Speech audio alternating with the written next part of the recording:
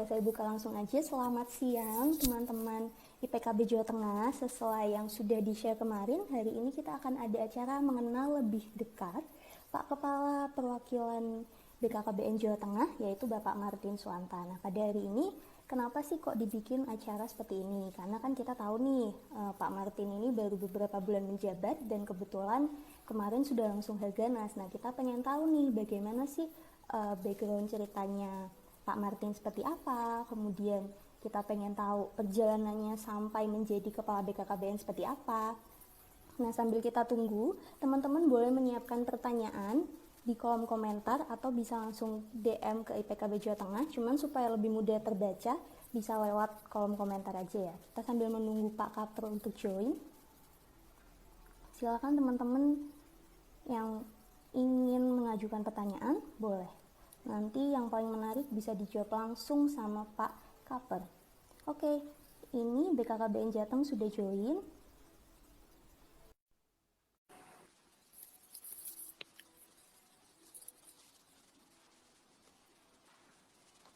Kita tunggu ya.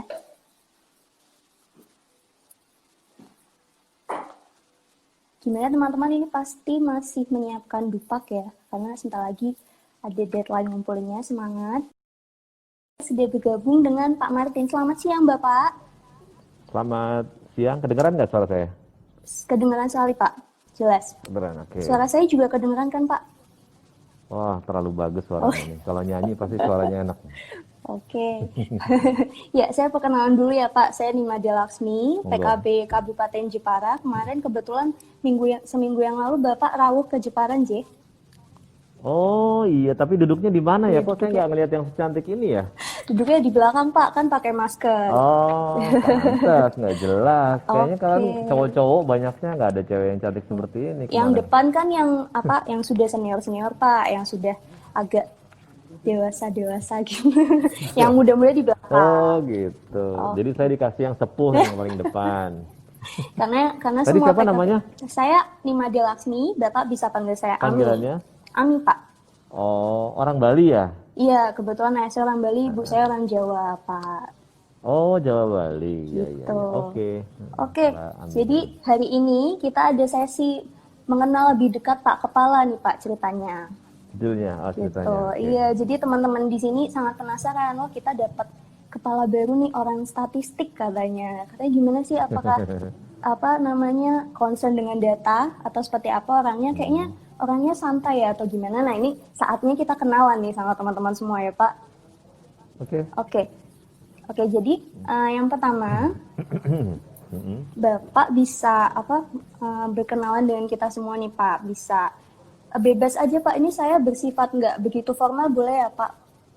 Iya, monggo. Karena kan Terus saya kita, harus menyapa siapa aja nih yang ada di IG ini nih, karena kan tadi saya ada kesibukan lain, ada tamu juga, terus tahu-tahu dipasangin ini oh gitu. sama kakak sekretaris. Jadi saya belum tahu nih forum ini ada siapa aja di sini gitu Oh loh. gitu. Ya, jadi saya jelaskan ya Pak. Di sini Instagram IPKB Jawa Tengah, cuman yang follow bisa IPKB dari manapun Pak. Karena kemarin kita mengadakan Oh, event festival penyuluhan Bangga Kencana. Nah, oh jadi yang gitu, join nih keren-keren. PKB dari seluruh Indonesia gitu Pak. Luar biasa dong. Iya. Silakan Bapak menyapa dulu teman-teman yang sudah join nih Pak. Sekalian Oke, oke, berkenalan. oke. Terima kasih Mbak Ami.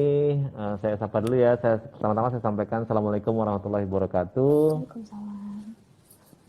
Kalau ada orang Bali, Om Swastiastu ya. Om Swastiastu. Iya. Salam kenal. Oh ya, selamat siang, salam sejahtera buat kita semua. Puji syukur kehadirat Tuhan yang Maha Kuasa, Maha Esa, kita bisa bertatap muka secara virtual melalui IG ya, IG Iya, Live Instagram. atau Instagram pada siang hari ini dengan nikmat sehat, nikmat iman ya, kita bisa bertatap muka luar biasa pada siang ini. Nah, saya ingin menyapa pertama-tama makasih Mbak Ami yang sudah memfasilitasi atau memoderatori acara ini. Kemudian teman-teman IPKB baik di Jawa Tengah secara khusus ya, maupun IPKB di seluruh Indonesia yang ikut bergabung pada kegiatan ini, acara ini. Juga mungkin ada forum lain atau secara mandiri ikut bergabung yang juga memfollow IG-nya IPKB, saya sapa, selamat siang, selamat berkenalan ya dengan saya. Saya pengganti kepala perwakilan yang lama yang sudah pensiun per 1 Juni yang lalu. Dan saya dilantik di Jakarta, di BKKBN Pusat itu pada tanggal 11 Juni 2020. Jadi saya otomatis bekerja di sini di Semarang ini, di BKKBN Semarang, Jawa Tengah, sudah sekitar 1,5 bulan. Mungkin itu Mbak Ami, monggo kalau ada pertanyaan yang lebih detail, apa yang harus saya jawab, monggo. Oke, siap. Berarti Bapak dari 11 Juni ya Pak, berarti sudah hampir 11 1 Juni bulan dilantik, lebih. ya. 1 bulan lebih. Nah, Ya. biasanya nih Pak, kalau saya sendiri pribadi, kalau misalkan saya punya bos baru nih, atau kepala baru, biasanya saya penasaran nih Pak sama background pendidikannya, kemudian gimana sih sejarahnya kok bisa sampai Bapak menjadi kepala BKKBN Jawa Tengah. Nah, boleh nggak Pak diceritain kayak apa, mungkin ini seperti kayak kenalan biasa sih Pak, kayak namanya keluarga Bapak, anaknya berapa, terus kemudian Bapak dulu S1 di mana, kemudian awal menjadi ASN itu ceritanya bagaimana, boleh nggak Pak di-share ke teman-teman semua nih? Oke, makasih Mbak Ami. Ini pertanyaannya sih sebetulnya ringan, enteng-enteng aja karena ini merupakan pengalaman histori saya selama ini. Pertama-tama saya lahir di Jakarta, ya tepatnya di Jakarta Barat, daerah Grogol waktu itu, tanggal 27 Maret tahun 66. Jadi usia saya saat ini baru 27 tahun. Salah ya? Lahir 27 Maret 66, berarti hari ini insya Allah saya sudah 54 tahun. 54 tahun. 54 tahun. Masih muda ya buat Muda dong Pak. teman-teman ya. Iya, jiwanya muda ya Pak. Jiwanya muda. Nah, saya lahir di Jakarta, saya berarti nggak jelas nih suku saya. Ibu saya Jawa, bapak Sunda, jadi janda Jawa Sunda. Jawa Sunda, gitu loh. janda, oke. Istri saya juga sama orang Jawa Sunda, dia juga ayahnya Sunda, ibunya Jawa, sama-sama kelahiran Jakarta. Nah, saya waktu itu sekolahnya di Jakarta terus ya, di Jakarta mulai dari SD, SMP, SMA, SMA-nya di Cijantung, SMA 39 di Komplek Kopassus dulu. Kemudian saya masuk ke Akademi Ilmu Statistik. Ini sekolah kedinasan. Sekolah kedinasan dulu hanya D3 ya. Akademi Statistik ini adalah sekolah kedinasan miliknya BPS, Badan Pusat Statistik. Sama dulu ada STAN kan gitu. STAN itu keuangan ya. Itu STIS ya Pak, juga, maaf. Itu STIS Pak. Sekarang STIS, dulu namanya AIS. AIS. Dulu waktu D3 namanya Akademi Ilmu Statistik, terus berubah menjadi STIS. STIS itu Sekolah Tinggi Ilmu Statistik, 4 tahun kalau itu, jadi setara dengan S1. Nah sekarang berubah lagi namanya Poltekstis kalau nggak salah. Poltekstis. Poltekstis. Nah, jadi ini sama juga setara S1. Nah, karena saya dulu sekolahnya kedinasan, sehingga saya tamat, saya langsung bekerja di BPS. Saya bekerja di BPS, pegawai negeri. Saya ditempatkan waktu itu di Medan Sumatera Utara. Cukup jauh ya Pak. Padahal sekolah di Jakarta, langsung ditempatin di Medan. Iya, sekolah. Karena kita harus sudah berkomitmen ketika masuk STIS atau masuk AIS itu harus siap ditempatkan di provinsi manapun seluruh Indonesia. Ketika nggak mau ya nggak usah sekolah di situ gitu loh. Karena kita sudah komitmen. Jadi oke, saya siap dan saya ditempatkan di Medan. Masih enak di Medan. Masih enak ya, Medan Pak. itu kota besar. Iya, masih ada di peta ya Pak. Yang kecil-kecil di peta kayak diserui fak-fak itu kayak aduh. Ada lah di Ya, peta. Pak. Tapi kecil Pak, nggak kelihatan. Di Medan lama juga saya di sana, lumayan 8 tahun kalau nggak salah. 8 tahun tuh saya kembali pindah ke pusat di Jakarta. Di BPS Pusat di Jalan Dr. Sutomo itu di dekat Pasar Baru, Jakarta Pusat. Itu 12 tahun saya di pusat. Kepala seksi di sana di Jakarta di BPS Pusat ya. Menikah juga di Jakarta. Jadi setelah di Medan lama, saya menikahnya balik lagi ke orang yang Jakarta juga. Gitu. Ketemu ibu Padahal di mana pacaran tuh, Pak? Kenapa? Ketemu ibu waktu itu di mana Pak? Nah ini dia nih ceritanya. Ya, seru Ini nih. boleh juga Boleh Pak. Saya biasanya yang jam-jam segini suka ikut live tuh yang muda-muda Pak. Biasanya tertarik nih sama apa Nanti cerita-cerita nggak gitu. ngantuk loh kalau saya Oh, ceritain enggak. jujur, nanti nggak ngantuk loh. Oh iya benar. Nanti nggak ngantuk. Nah, saya di Medan kan lama, namanya di Medan. Saya malah S1 lanjutnya di Medan, di Universitas Sumatera Utara, Usu, namanya ya. USU. USU.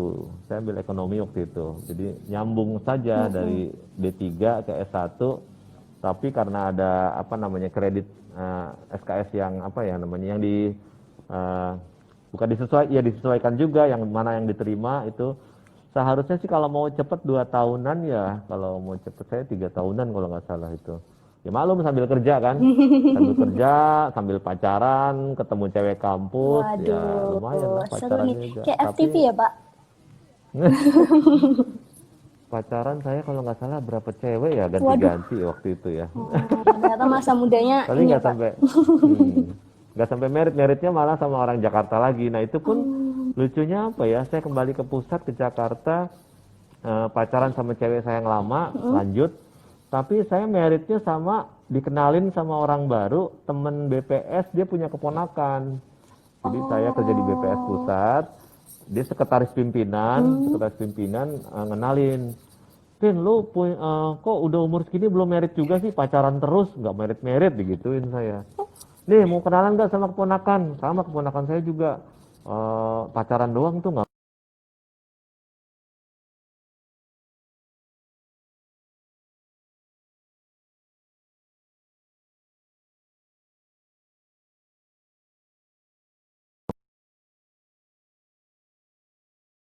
sampai setahun ya, terus nggak sampai setahun langsung merit sama yang istri saya ini, gitu loh. Jadi istri saya dulu kuliahnya di UI, dia di oh UI di di UI. sastra. Sastra. Kalau saya kan di AIS terus di USU ya. Jadi udah merit di sana, terus langsung punya anak cepet kok. Langsung punya anak. Kenapa? Udah. Nah, lanjut ya, saya kerja di BPS di 12 tahun di pusat, 12 tahun. kemudian saya kepala seksi juga di sana. Nah, saya di pusat itu, saya berkecimpung di statistik kependudukan, demografi. Oke. Nah, sangat berkaitan sama BKKBN yang selalu punya target-target tentang angka-angka kependudukan. Iya. Bahkan saya di satu ketika pernah menghitungkan angka kematian bayi atau IMR indirect method dengan menggunakan hasil sensus penduduk, hasil SUPAS per kabupaten kota waktu itu. Dan hasilnya langsung saya serahkan ke BKKBN di Halim itu, di pusat waktu itu. Jadi saya udah lama juga kenal semua orang BKKBN. Oh, jadi Bos-bos nggak saya asing ya juga Pak? nggak asing, sering paparan, memberikan materi di BKKBN. Jadi memang antara BPS di statistik demografi itu sangat berkaitan erat dengan hubungannya dengan BKKBN. Apalagi di demografi itu punya kegiatan yang namanya SDKI, Survei SDKI. Demografi dan Kesehatan Indonesia. Nah, SDKI itu kan sebetulnya punyanya BKKBN, tapi petugas yang melaksanakannya adalah BPS. BPS. Oke. Bahkan gara-gara SDKI, saya waktu di pusat itu sempat dikirim ke USA, ke Maryland, ke Amerika gara-gara Wah, SDKI waktu itu. keren sekali Sempat, Pak. tapi cuma sebentar di sana, cuma sebulan gitu loh. Itu semacam short Sebulan sebentar course ya. diklat gitu atau Workshop gimana? ya, Oh, workshop. Oke. workshop untuk ngurusin kuesioner pertanyaan yang dibangun di dalam SDKI untuk khusus Indonesia. Kan SDKI ini bukan hanya Indonesia loh, di negara-negara lain juga dilakukan SDKI, Iya. terutama di negara-negara berkembang ya. Namanya bukan SDKI kalau di sana, DHS atau DHS, DHS. Demographic Health Survey. Oke. Nah, kalau kita DHSI, Demographic Health Survey Indonesia, atau Indonesia. SDKI. Jadi sama di negara lain juga dilakukan SDKI atau DHS, tapi saya dikirim ke sana untuk menyesuaikan pertanyaan yang cocok untuk DHS Indonesia tuh mana yang lebih tepat. Jadi harus ada yang ditambah, dikurang, menggunakan program yang namanya CS Pro. CS Pro. Jadi IT juga waktu itu saya ikut program itu memperbaiki lah macam-macam. Jadi gara-gara SDKI, berarti gara-gara kerjaan BKKBN, saya sempat ke Amerika waktu itu. Pakai bahasa Tarzan aja, Keren nggak sekali. harus bahasa Yang penting ngerti ya bahasanya Pak. pakai gaya juga. Iya. Yang penting nyambung. Jadi itu cerita saya dengan BKKBN, walaupun saya di BPS juga udah kental lah istilahnya. Nah, 12 tahun di pusat saya dipromosikan eselon 3 di NTT, BPS NTT. BPS Saya pernah ke NTT. NTT. Wow. Kupang ya Di Pak? Kupang. Di Kupang. Di Kupang. Iya. Itu nggak lama, cuma 7 tahun. Di NTT 7 tahun. Nah, itu juga saya berhubungan baik dengan BKKBN karena kebetulan saya di NTT juga di bidang kepala bidang statistik sosial yang berhubungan dengan parameter demografi yang dibutuhkan BKKBN juga. Beberapa kali saya menjadi narasumber ketika dimintain tentang hasil survei, hasil susenas, hasil supas yang dilakukan BPS dipaparkan di depan teman-teman BKKBN dan audiens yang lain. Kemudian kerjasama yang lain juga kita dengan BKKBN di NTT juga cukup kuat. Bahkan saya penggantian kepala-kepala BKKBN di sana pun saya cukup kenal. 3 kali diganti, saya kenal semua dengan kepala-kepalanya. Itu di NTT 7 tahunan. Kemudian saya dipindahkan ke Jawa Tengah, ke Semarang. Jawa Tengah. BPS Provinsi Jawa Tengah. Nah, dekat sini tetangga dengan sekarang BKKBN. Kantornya Nah, ya, saya Pak? di situ 2,5 tahun sama di kepala bidang statistik sosial yang juga berhubungan dengan BKKBN di Jawa Tengah. Saya kenal Pak Wagino waktu itu, kepalanya Pak Wagino. Kemudian Kabid Dalduk waktu itu Pak Nurudin, sudah pensiun, kenal baik. Saya banyak orang BKKBN yang di sini saya sebetulnya kenal karena saya di BPS dan di statistik sosial yang berkaitan dengan kependudukan. Mungkin itu cerita-cerita singkatnya. Kemudian setahun terakhir saya dipindahkan ke Brebes, kepala BPS Brebes. Oke. Jadi dari Jawa Tengah sebagai kepala bidang 2,5 tahun, selanjutnya saya ditaruh di Brebes tapi sebagai kepala kabupaten. Nah, itu juga banyak macam-macam suka duka lah, tapi banyak plusnya menurut saya karena saya langsung berhubungan dengan OPD dan saya kepala di sana kan orang nomor 1 di kabupaten di BPS-nya, sehingga berhubungan dengan Sekda, dengan Bupati, dengan OPD lain itu menjadikan pengalaman yang luar biasa. Nah, di tengah saya sebagai kepala BPS Brebes ada seleksi terbuka atau open bidding yang dilakukan oleh BKKBN. Nah, saya ikut dan ternyata disitulah ada keuntungan. Padahal sebelumnya saya juga udah sering ikut open bidding waktu saya di BPS Provinsi pernah ikut, di Jawa Tengah, di NTT juga pernah ikut, tapi bukan BKKBN, ikut yang BPS, ikut yang Bappenas pernah. Jadi open bidding eselon 2 itu saya sudah ikuti kalau nggak salah 5 eselon 2 saya pernah ikuti.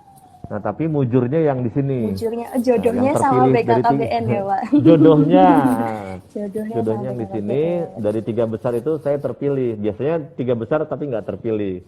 Karena kan kalau sudah 3 besar ini betul-betul hak daripada kepala pimpinan yang ingin memilih siapa gitu loh. Nah, ini hebatnya di BKKBN ini, Mbak Ami dan teman-teman ya. Ini ada plus-plusnya di sini untuk seleksi terbuka atau open bidding yang dilakukan BKKBN ini menurut saya ada perbedaan dan ini plus. Kenapa plus? Semua nilai rekam jejak, nilai makalah, nilai assessment centernya, nilai wawancara terhadap panitia seleksi, pansel itu semua ada nilainya dan itu diberikan di web. Jadi semua orang bisa akses nilai saya berapa ya Pak? kemarin. Transparan, terbuka banget, ini hebatnya. Padahal di open bidding yang lain nggak ada nilainya tuh, saya nggak dapat nilai saya berapa ya, kok kenapa nggak terpilih gitu, nggak tahu. Jadi kalau ini luar biasa, BKKBN ini betul-betul terbuka, nilai-nilainya kelihatan di sana. Terus setelah nilai-nilai kelihatan, terpilihlah 3 besar. Nah, 3 besarnya ini kalau di BKKBN 3 besarnya ini 3 terbaik itu dipanggil lagi untuk diwawancarai oleh pimpinan pucuk pimpinan atau orang nomor 1 yaitu Pak Hasto kalau di BKKBN. Itu kita dipanggil lagi, diwawancarai lagi, beliau ingin kenal dengan 3 terbaik ini, ya keluarga, ya kemampuan, macam-macam lah ya, kompetensinya seperti apa, meresponnya bagaimana, cara menjawab pertanyaan, itu betul-betul dilihat lagi oleh kepala atau pucuk pimpinan di BKKBN. Nah, kalau di Indonesia lain enggak tuh. Di BPS saya ulang-ulang ikut 3 besar, 3 terbaik ini langsung saja dipilih oleh pimpinan. Itu langsung dipilih tanpa wawancara lagi oleh pimpinannya. Tapi kalau oleh pansel kan udah tadi, wawancara dengan pansel udah. Nah, tapi ini setelah 3 terbaik, itu saya baru ketemu hanya di BKKBN saja yang 3 terbaik ini dipanggil lagi untuk diwawancarai langsung oleh pucuk pimpinan oleh Pak Hasto. Ini yang luar biasa. Saya kebetulan terpilih. di situ, sudah jodoh sehingga Pak. saya sekarang duduk di sini. Mungkin itu singkatnya Mbak Ami. Kalau ada yang saya lewat, monggo ditanya Oke, lagi. ini sebuah informasi baru untuk saya khususnya karena saya kan CPNS tahun 2018 nih Pak. Jadi saya baru tahu ternyata kepala itu dipilih melalui open bidding dan Betul. sistemnya itu atau tes-tesnya itu berarti tergantung oleh instansi ya Pak. Betul. Betul. Oke. Iya betul. Jadi itu sejak tahun berapa ya? Udah cukup lama ya, 2000 lah, 2015 atau 2016 gitu. Seluruh eselon 2 sekarang terpilih itu harus melalui seleksi terbuka atau open bidding dan semua instansi boleh ikut. Asal kriterianya cocok. Misalkan ada persyaratan harus bekerja di bidang yang dituju itu minimal 2 tahun gitu. Misalkan saya, kenapa BKKBN harus ada persyaratan dong? Iya, saya bekerja di bidang yang berkaitan dengan BKKBN, dengan kependudukan, udah sekian tahun, jadi boleh ikut gitu. Ada syarat-syaratnya juga. Oh, seperti Terus itu. eselon 3 minimal, golongannya harus minimal 4B, nah itu ada semua gitu. Seperti itu, Mbak. Nah, itu kan tadi Bapak sudah mengatakan kalau Bapak udah mengikuti open bidding sebanyak kurang lebih 5 kali tadi ya Pak? Ya total 5 kali sama yang 5 kali ya. BKKBN. Ya. Nah, itu ada alasan lain nggak sih Pak kenapa kok BKKBN atau Pak Martin ini ingin apa?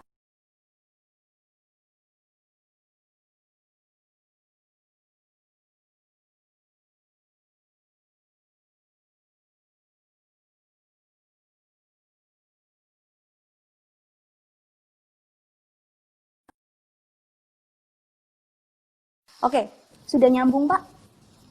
Nyambung apa? Baru nyambung nih. Jadi kenapa Oke. saya salah satunya milih BKKBN ya. Tadi kalau Gitu ya. boleh tahu apakah ada alasan lain nih dari Pak Martin atau karena aduh saya ingin mencoba nih kira-kira di BKKBN kan tentang data dan keluarga nih kan. Saya ingin mencoba nih memimpin sebuah instansi yang seperti ini gitu. Ada nggak sih Pak kira-kira alasan seperti itu? Ya, ini mengingatkan nih. Makasih Mbak Ami kadang-kadang bisa baca otak saya nih. Waktu saya di NTT, waktu saya berhubungan baik juga dengan BKKBN NTT, itu pernah satu ketika kedatangan orang pusat, direktur di pengendalian kependudukan. Waktu itu namanya Pak Beni Benu. Pak Beni Benu ini kebetulan adalah adik kandungnya Pak Agus Benu, profesornya saya waktu saya kuliah S2. Nah, Pak Beni Benu ini aslinya orang NTT, tapi dia waktu itu direktur di BKKBN Pusat. Pada suatu ketika dia datang ke NTT untuk konsolidasi pekerjaan BKKBN Jawa Tengah, BKKBN NTT. Nah, saya sebagai orang BPS diundang karena yang disampaikan, yang disajikan oleh Pak Beni Benu tadi, salah satu direktur di kependudukan di Dalduk di pengendalian kependudukan, itu memaparkan hasil-hasilnya BPS yang dia paparkan. Dia ngomongin tentang data macam-macam. Lah saya orang BPS diundang ke BKKBN NTT. Ya saya nyambung semua lah apa yang disampaikan Pak Beni Benu. Akhirnya saya pernah mikir di waktu itu, kayaknya saya cocok jadi direktur saya di BKKBN, saya bilang gitu. Karena yang dia sampaikan saya mudeng semua, itu kerjaan saya gitu loh. Ini kayaknya satu ketika saya cocok nih di BKKBN. Nah itu pernah angan-angan seperti itu. Cuman saya harus punya informasi open biddingnya, seleksi terbukanya saya harus punya. Nah waktu itu saya nggak ada yang ngasih tahu ini lagi terbuka nih, lagi kosong jabatan gitu loh. Padahal saya pengen banget tahu informasi tentang lowongan jabatan eselon 2 yang dibuka oleh BKKBN gitu loh. Karena saya pernah ikut juga seleksi yang dibuka oleh Bappenas, oleh BPS. Yang Bappenas saya pernah ikut juga loh, tentang waktu itu direktur di kependudukan juga. Tapi waktu itu saya nggak meneruskan sampai selesai karena bentrok dengan kegiatan lain. Padahal saya udah cukup 5 besar waktu itu. 5 besar udah masuk. Tapi pas tes yang bagian apa gitu saya nggak lanjutkan. Akhirnya ya kalau nggak ikut kan satu kali aja nggak ikut dia langsung gugur. Langsung gugur ya sistemnya. Langsung gugur. Jadi itu. Jadi kenapa saya tetap prefer sama BKKBN selain BPS ya. Kalau BPS saya memang sudah pernah ikut, udah beberapa kali, dan 3 besar juga sudah ikut, sudah dapat, tapi kebetulan aja waktu itu nggak nasib, nggak terpilih. Jadi, dan saya juga cukup lama kan eselon 3-nya udah 10 tahunan ya, saya pikir untuk kemarin-kemarin loh, kenapa saya nggak coba untuk mempunyai tanggung jawab yang lebih besar gitu. Kayaknya saya mampu deh punya tanggung jawab lebih besar, karena menurut teman-teman tuh artinya ya anak buah dan sebagainya, Bapak tangguh Pak, mampu gitu loh. saya ikut lagi, saya ikut gitu. Jadi saya nggak pernah menyerah. Jadi intinya pantang menyerah. Kegagalan yang sebelumnya itu menurut saya bukan kegagalan, tapi merupakan ini memang tahapan gitu, tahapan. Ini jadi pengalaman semua, bukan gagal. Memang belum sempat terpilih aja. Toh buktinya apa? Ketika saya tidak terpilih waktu di BPS, ya, dan terpilih di Jawa Tengah sebagai kepala BKKBN, ini adalah poin yang sangat plus-plus. Saya lebih senang kepilih di BKKBN ketika di BPS saya seandainya kemarin itu kepilih, mungkin saya ditaruh di BPS Papua Barat. Mungkin saya ditaruh di Sulawesi Barat, mungkin saya ditaruh di NTT, mungkin saya ditaruh di yang jauh-jauh. Gitu loh. Dan saya udah capek jauh-jauh kan, udah rumah saya di Jakarta. Jauh-jauh terus pesawat, apalagi sekarang lagi musim susah naik pesawat. Sehingga saya betul-betul, waduh, nikmat mana lagi yang kamu dustai kan istilahnya gitu deh. Malah dapat di Jawa Tengah dan itu di BKKBN. Kalau di BPS, kepala Jawa Tengah itu adalah kepala-kepala yang betul-betul punya kelebihan yang luar biasa. Ditempatkan oleh BPS Pusat. Kalau Jawa Tengah, Jawa Timur, Jawa Barat itu harus orang-orang yang luar biasa. Dan biasanya udah senior lah, udah pengalaman di mana-mana. Nah, itu baru taruh di Jawa Tengah. Lah saya, eselon 2 saya langsung di Jawa Tengah. Itu lebih dari luar biasa itu. Jadi ini merupakan anugerah gitu loh Mbak Ami. Sangat menginspirasi sekali Pak Martin ini ya. Tadi saya mendengar nih, ternyata sudah familiar dengan istilah-istilah di BKKBN. Padahal saya mau bertanya nih Pak, bagaimana sih cara Bapak beradaptasi di dunia BKKBN yang mungkin banyak sekali singkatan, kemudian kan tidak hanya data, tetapi tentang keluarga, tentang balita, bahkan sampai lansia. Nah itu ada cerita tersendiri nggak Pak yang lucu nih ketika Bapak selama menjabat ini? Mungkin Bapak tiap malam bacain atau tanya-tanya Pak Wagina atau gimana Pak? Mengingatkan lagi nih Mbak Ani, makasih. Jadi waktu saya ikut selama perjalanan mengikuti seleksi itu kan panjang banget ya, itu sebulan ada kali lebih kali ya. Seleksi ini kan bertahap ya, mulai dari administrasi itu dikasih kesempatan sekitar hampir sebulan. Terus habis itu ada kesehatan, terus ada selain rekam jejak ya, itu ada menulisan makalah. Menulisan makalah nanti ada assessment center yang 2 hari, yang di situ wawancaranya 3 kali kalau salah di assessment itu. Kemudian ada apa lagi ya, wawancara dengan pansel, panitia seleksi. Nah, saya di dalam rangka mengikuti itu, saya punya teman yang namanya, waktu kita kerjasama dengan BPS, waktu saya di Jawa Tengah. Nah, teman ini, kepala seksi, saya tanya-tanya banyak tentang, ya tadi singkatan, tanya-tanya bidang-bidang yang ada di BKKBN itu bidang apa aja sih. Kalau di BPS kan saya hafal ada 6 bidang, misalkan ada bidang statistik sosial, bidang statistik produksi, distribusi, ada neraca, ada IPDS. Nah kalau di BKKBN selain saya lihat struktur organisasi kan gampang lihat di googling ya, di googling aja tuh lihat di Google gampang. Tapi saya lebih rinci, saya tanya ke teman kepala seksi yang ada di BKKBN Jawa Tengah. Ya, orangnya juga masih ada di sini. Saya WA aja, tanya visi misi, tanya BKKBN bidangnya apa aja, siapa kepalanya, terus kerjanya ngapain aja sih di bidang-bidang. Saya main WA-WAan aja sebetulnya gitu loh.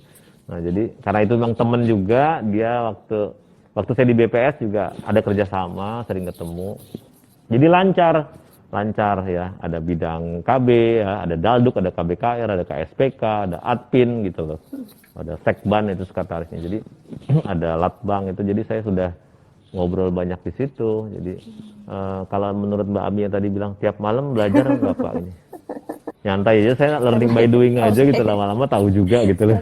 Mungkin itu kalau istilah kependudukan sih ya saya udah tahu dari zaman dulu ya kependudukan. Mungkin saya lebih dalam juga bisa lebih paham tentang parameter demografi, tentang stunting, tentang apa namanya maternal mortality rate, ratio, angka kematian ibu lah kalau bahasa Indonesianya. Kemudian IMR, angka kematian bayi, itu bahkan saya menghitung, bukan hanya sekedar kenal sama angka itu, saya mengukur itu dengan menghitung dengan dari data mentah, indirect method juga saya pernah lakukan, jadi nggak terlalu asing kalau itu. Cuman kalau istilah-istilah apa ya bangga kecana ya saya belajar, bangga kecana apa sih, kampung KB ya saya belajar tuh kayak gitu, apa sih. Tribina mungkin ya, itu Pak. Mbak. Oke, berarti ternyata sama nih Pak, sama kayak saya waktu dulu mau tes CPNS, tanya-tanya dulu temen yang udah di instansi itu, kira-kira apa sih nanti yang keluar gitu. Jadi sama ya Pak? Iya. Betul. Oke, lanjut nih Pak, pertanyaan selanjutnya. Nah, perbedaan apa sih Pak yang paling terasa ketika Bapak memimpin di BPS dan memimpin di BKKBN? Ya, ada perbedaan, ada banyak persamaan juga, tapi ada perbedaan udah jelas, udah pasti ya. Kalau di BPS kan tugasnya mengumpulkan data ya. Kita hanya memantau, monitoring, evaluasi data yang dikumpulkan oleh teman-teman, walaupun teman-teman itu juga punya mitra lagi, mitra statistik namanya. Bahkan salah satu mitra statistiknya PKB juga itu mitra statistik sebetulnya. Jadi di ujung tombaknya BPS itu kan namanya KSK, Koordinator KSK. Statistik Kecamatan. Oke. KSK ini tidak bekerja sendirian karena pengumpulan datanya cukup banyak, sampelnya itu cukup besar. Jadi setiap kecamatan tuh pasti ada sampel blok sensus namanya. Satu blok sensus itu biasanya kita data sebanyak 10 rumah tangga, ya, satu blok sensus. Nah, ini kalau udah sekian blok sensus tinggal dikalikan saja. Jadi nggak mungkin seorang KSK yang satu kecamatan itu satu orang KSK. Kalau di PKB kan satu PKB bisa satu PKB bisa, atau satu kecamatan ada 2 PKB, Iya. atau 4 PKB, atau 3 PKB ya, satu kecamatan ya. Satu Kalau PKB di BPS satu biasanya- kecamatan ya cuma satu orang. Oh gitu, oke. Betul kan, di BKKBN satu kecamatan kan bisa beberapa Bisa PKB kan? dua, biasanya satu orang Bisa PKB dua. pegang 4-5 desa. Desa tapi Iya, desa. satuannya desa. Kalau Iya. kami kan kecamatan. Kecamatan. Jadi kalau BPS itu satuannya kecamatan, satu kecamatan cukup satu orang. Walaupun pendataannya nanti seluruh desa gitu. Satu kecamatan yang dipegang oleh KSK tadi itu mendata seluruh desa yang kena sampel. Nah, tapi si KSK tidak sendirian, dia punya mitra kerja. Dan mitra kerjanya juga dapat honor. Kalau di BPS itu dapat honor pencacahan, upah pencacahan ke responden ke rumah tangga.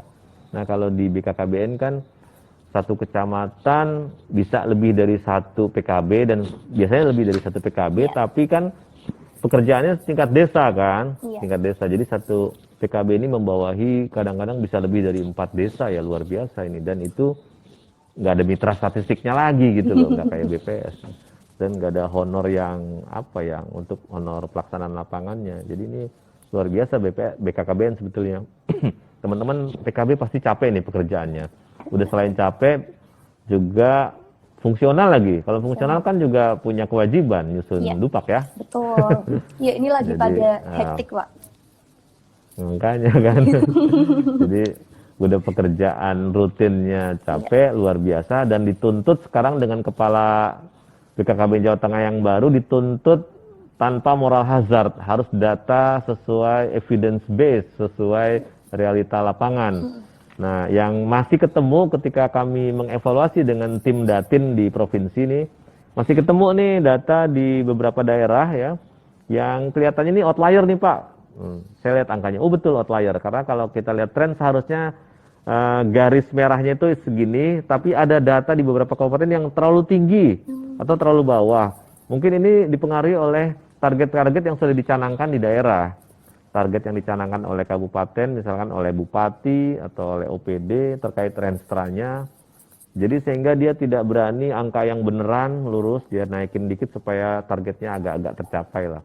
Ini ke depan mungkin kita harus lebih sosialisasi lagi supaya nggak ada dua angka yang real sama angka yang untuk senengin orang itu, senengin daerah misalkan, itu nggak bisa lagi ke depan. Tapi nanti target-targetnya juga harus realistis, nggak boleh terlalu optimis. Target di daerahnya nanti kita harus lakukan penjelasan jangan terlalu optimis gitu loh, sesuai angka yang sudah ada secara ilmiah dihitung oleh BPS misalkan.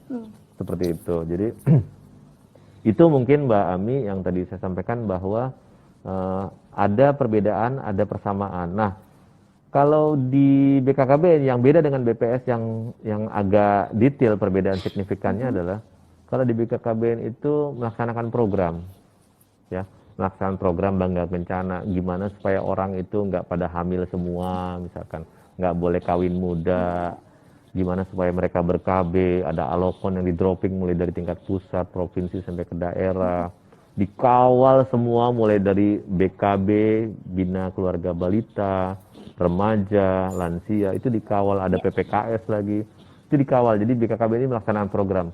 Kalau BPS enggak, BPS hanya mengukur data lapangan, sesuai keadaan persis lapangan, tanpa ada rekayasa, tanpa ada moral hazard.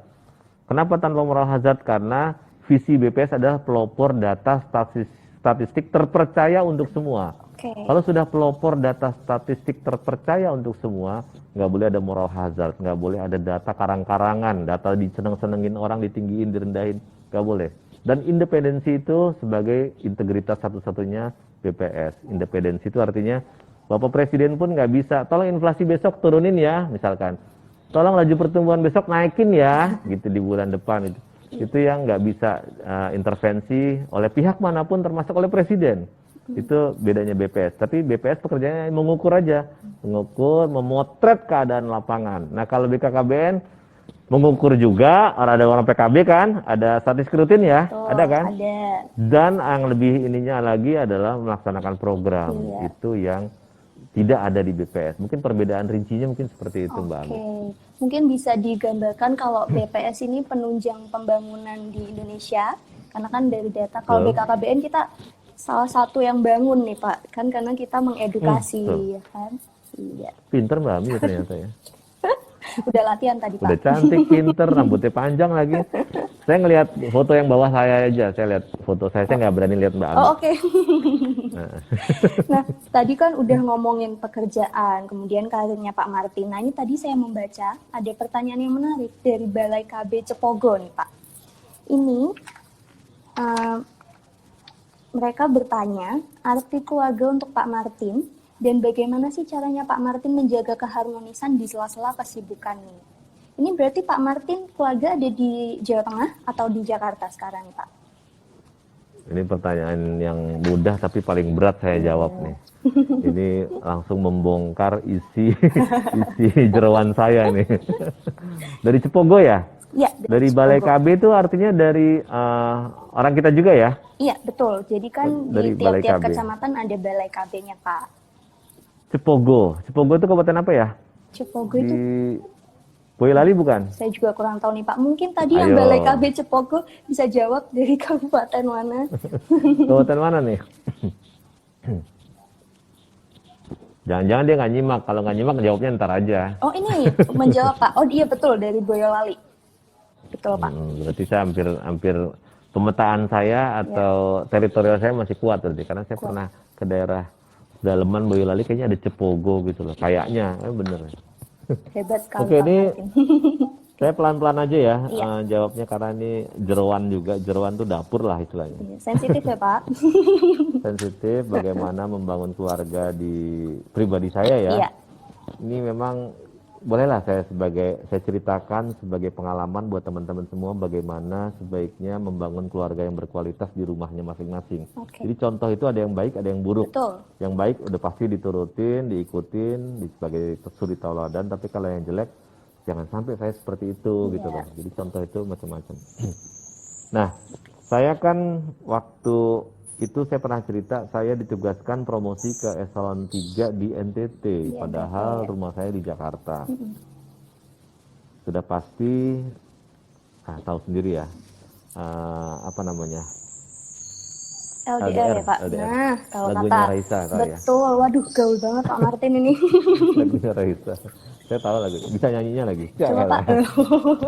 Jangan lah, nanti ada yang naksir lagi. Jadi saya ke NTT cukup lama. Kalau disusulin ke sana ongkosnya mahal. Iya. Tapi kebetulan untungnya kalau di BPS sebagai kepala bidang itu sering tugas di Jakarta. Jadi saya sering pulangnya juga pakai perjalanan dinas kebetulan. Bisa perjalanan dinas, bisa juga pribadi. Tapi perjalanan dinas cukup sering karena sebagai kepala bidang berkaitan dengan hal-hal yang harus dikomunikasikan di Jakarta. Sering pulang, masih mending lah. Nah waktu itu saya meninggalkan anak saya 3, saya lupa cerita. Anak saya 3 dan ini sejarah baru BKKBN Jawa Tengah dipimpin oleh orang yang anaknya 3, biasanya 2 maksimal. Ya, karena kan sekarang udah bukan 2 anak cukup ya Pak. 2 anak lebih Dua sehat anak ya. lebih sehat. 2 anak lebih sehat. Tapi istri tetap 1 ya Mbak Ami? Oh ya? iya harus Pak. Harus ya? Harus Makasih. 1 Pak. Harus 1, kecuali disetujui ya.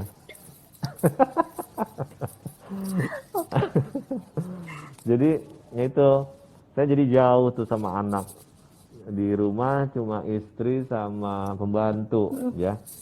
Istri juga kerja lagi, tapi kerjanya kebetulan dia nggak full tiap hari kayak pegawai negeri karena dia swasta. Dia kerjanya seminggu hanya beberapa kali ya. Kesian, jadi anak itu kayak anak pembantu lah, tahu sendiri seringnya.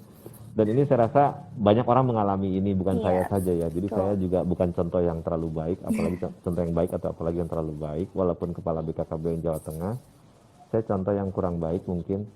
Saya ninggalin anak, aduh lagi lucu-lucunya tuh 2 tahun cewek cantik anaknya, aduh sekian saya tinggalin 2 tahun.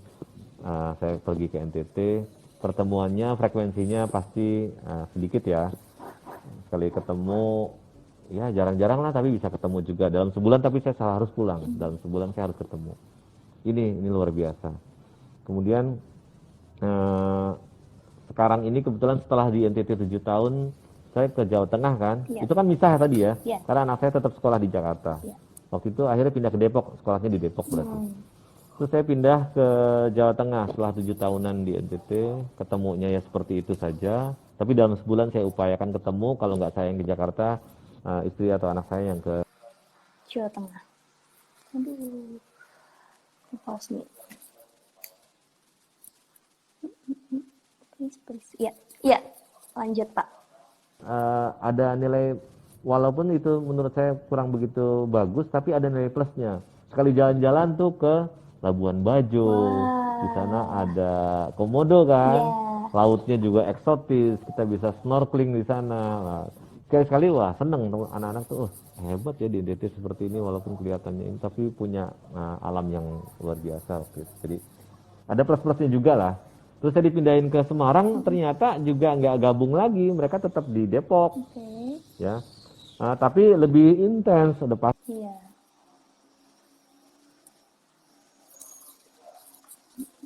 Kenapa ini macet? Setiap minggu pulang atau gantian dari Jakarta yang ke Semarang. Jadi tetap memang komunikasi itu tetap dijalin ya. Tapi pasti ada korban lah, artinya nggak semuanya mulus lah, karena waktu itu saya sosok ayah kelihatannya sangat berkurang ketika saya lama di NTT. Anak saya kan ada 3, anak pertama laki, yang kedua perempuan. Itu jaraknya dekat karena gagal KB. Nah ini cerita lagi gagal KB. Ada spiralnya ini anak yang lahir nih. Nah, anak kedua ini ada IUD, pas bukaan sekian ketemu spiralnya bisa dikeluarkan, tapi anaknya lahir dengan sehat selamat. Makanya dekat antara anak 1 dan kedua ini gagal KB. Nah yang ketiga ini memang jauh sekali, 6 tahunan jaraknya, 6 tahunan lebih baru lahir. Yang ketiga dan cukup 3 saja. Nah namanya LDR, pasti sosok ayah akan hilang nih lama nih yang 2 anak pertama. Yang kalau yang ketiga ini sering banget dibawa ke NTT, jadi saya saat ini masih dekat terus walaupun jauh. Nah kondisi sekarang kebetulan COVID, WFH bisa dibawa ke Semarang semua, sekolahnya daring, jadi sekarang ada di Semarang nih. Sering-sering lagi COVID malah sering-sering ke Semarang, kumpul terus jadinya, gara-gara COVID jadi kumpul terus selama ada hikmahnya ya Pak. Hikmahnya banyak juga nih, sekarang kumpul, seneng lah bisa jalan-jalan dan sebagainya. Ya ketemu lah, hampir tiap hari ketemu terus jadinya kan, begitu. Jadi ini kalau masalah membangun keluarga, Bapak Ibu, teman-teman PKB jauh lebih paham ya, lebih paham bagaimana. Yang jelas makan bareng itu perlu, walaupun nggak tiap hari, saya emang nggak bisa tiap hari. Kalau saya kebetulan Muslim, sholat bareng itu harus ada ya, walaupun nggak setiap 5 waktu, nggak maghrib palingan yang pas ketemunya atau isya atau subuh itu ada sholat barengnya. Terus makan bersama nggak harus di rumah, karena di rumah juga nggak masak. Kalau lagi repot makan di luar. Jadi di meja bersama itu bukan berarti meja makan yang di rumah, di luar juga itu sama-sama bersama. Yang penting jalan-jalan, misalnya ke mall terus makan kita, kulineran itu seru malah, foto-foto dan sebagainya. Jadi itu selalu harus ada di dalam sebulan, itu berapa kali itu harus diprogram kalau saya seperti itu. Terus jalan-jalan rame-rame dalam satu mobil itu juga rame, seru gitu loh. Itu juga kedekatan kita kepada anak-anak gitu, walaupun ada yang udah pada gede tapi masih mau satu mobil jalan-jalan kemana gitu, itu seneng tuh anak-anak, masih seneng. Jadi mungkin itu Mbak yang dari Cepogo. Jadi cara membangunnya itu komunikasi penting, kemudian itu sekali-sekali dalam sebulan tuh harus ada kumpul-kumpul ya, makan bersama, jalan-jalan bareng satu mobil, event itu harus dibentuk, harus ada. Terus sholat bareng, kalau saya kan di Muslim sholat bareng. Mungkin itu Mbak Ami. Iya, karena banyak juga nih Pak PKB yang laju, kemudian yang ngekos, terus seminggu sekali pulang. Jadi memang quality time itu sangat penting. Betul ya Pak? Iya nih PKB kemarin ada juga yang datang Pak. Bukan PKB malah pegawai kita yang rumahnya jauh Pak. BKKBN kan keluarga berkualitas gitu loh.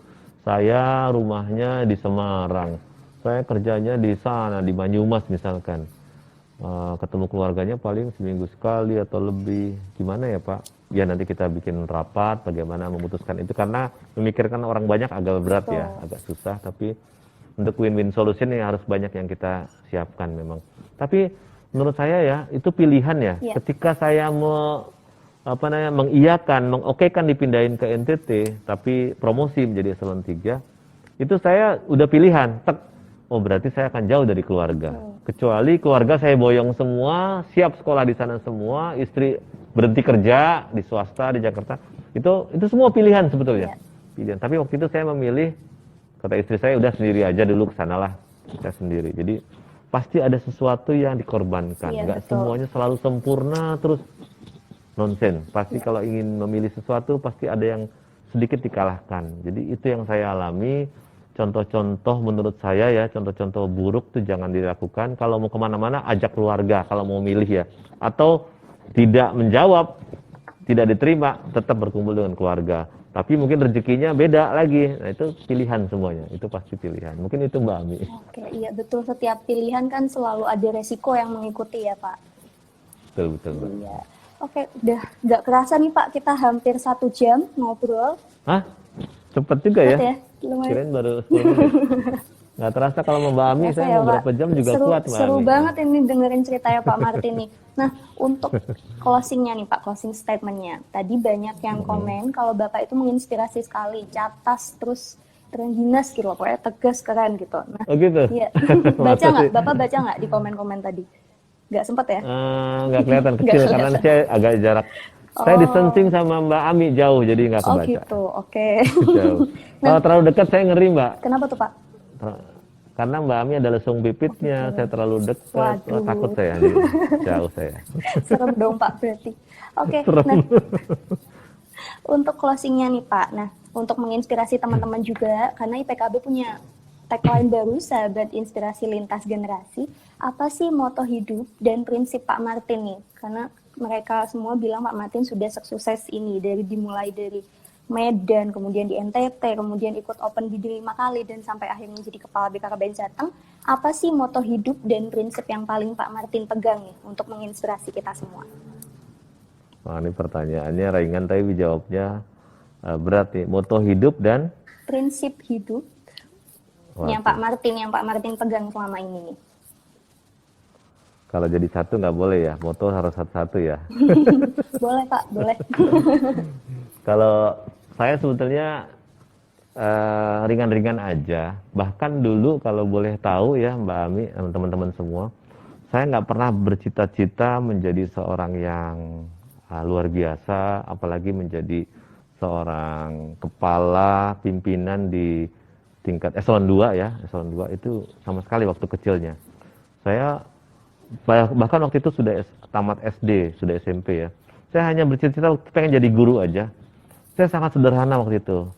Saya sekolah, kemudian prestasi saya cukup bagus, sering ranking lah ya, sering ranking dari SD itu, SMP, SMA.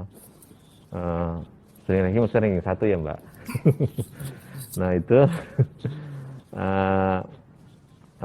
saya pengen jadi guru pengen jadi guru. Itu aja, pengen jadi guru. Nah, tapi ternyata kan ini luar ekspektasi. Ini lebih dari sekedar guru. Karena kenapa?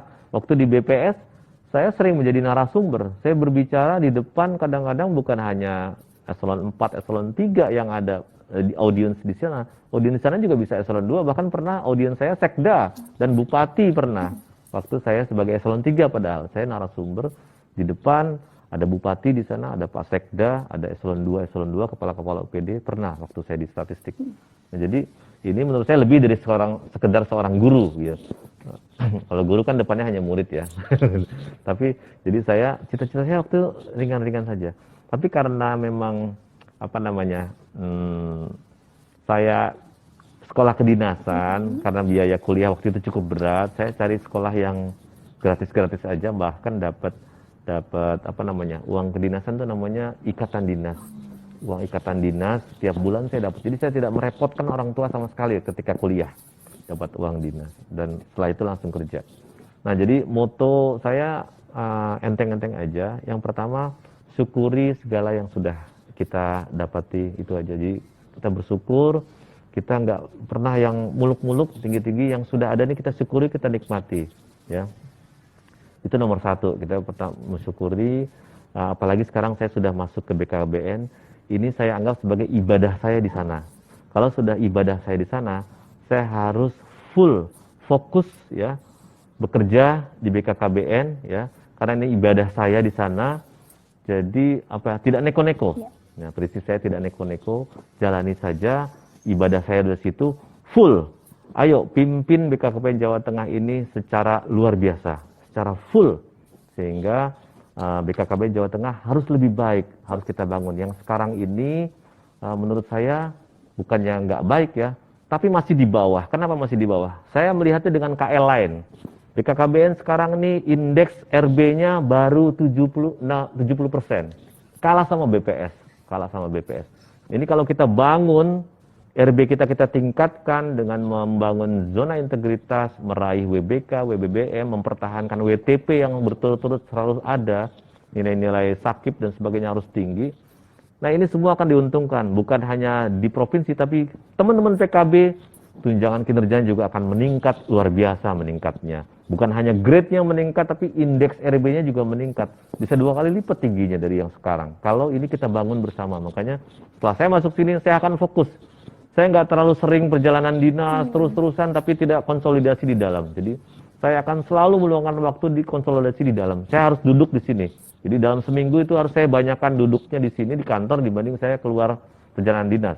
Seandainya saya harus juga ke perjalanan dinas, saya harus balik lagi ke kantor. Jadi jangan terlalu lama seharian kecuali jauh, ya, di Cilacap itu kan nggak mungkin, di Banyumas. Tapi kalau yang sekedar Kendal, ya, Tegal kemarin, saya langsung ke kantor lagi untuk bekerja di sini, konsolidasi internal untuk membangun PR-PR kita yang kemarin menurut saya sangat ketinggalan, ya. Yang kemarin menurut saya sangat. Jadi prinsip saya tetap pertama syukuri apa yang sudah kita dapatkan, ya. Kedua, BKKBN adalah rumah kita, tempat ibadah kita, lakukan yang luar biasa yang ada di tempat kerja sekarang. Mungkin itu, Mbak Ami. Oke, keren sekali. Intinya dedikasi, ya, Pak. Betul. Wah, bahasanya keren nih, Mbak Ami. Ya, Pak. Oke, terima kasih sekali Pak Martin sudah menyempatkan waktu di sela-sela kesibukan Bapak. Semoga Bapak sehat selalu. Salam untuk keluarga. Amin. Amin. Semoga kita bisa bertemu, ya, Pak. Dan ngobrol langsung. Siap, kalau saya senang banget ketemu Mbak Ami. Oke, terima kasih Pak Martin. Matur nuwun Mbak Ami, terima kasih. Selamat siang, Assalamualaikum warahmatullahi wabarakatuh. Om Santi Santi Santi Om. Terima kasih Pak. Oke, itu tadi ngobrol santai bareng Pak Martin. Maaf untuk teman-teman yang belum dijawab pertanyaannya, karena waktu dari Bapak juga terbatas. Kita memilih pertanyaan yang sesantai mungkin, karena nanti untuk pekerjaan atau seputar kayak karir dunia PKB dan lain-lainnya, nanti akan ada wawancara Pak Martin di buletin EPKB yang akan sebentar lagi launching nih. Oke teman-teman, terima kasih banyak sudah mengikuti live bareng saya dan Pak Martin. Sampai ketemu lagi, sehat selalu.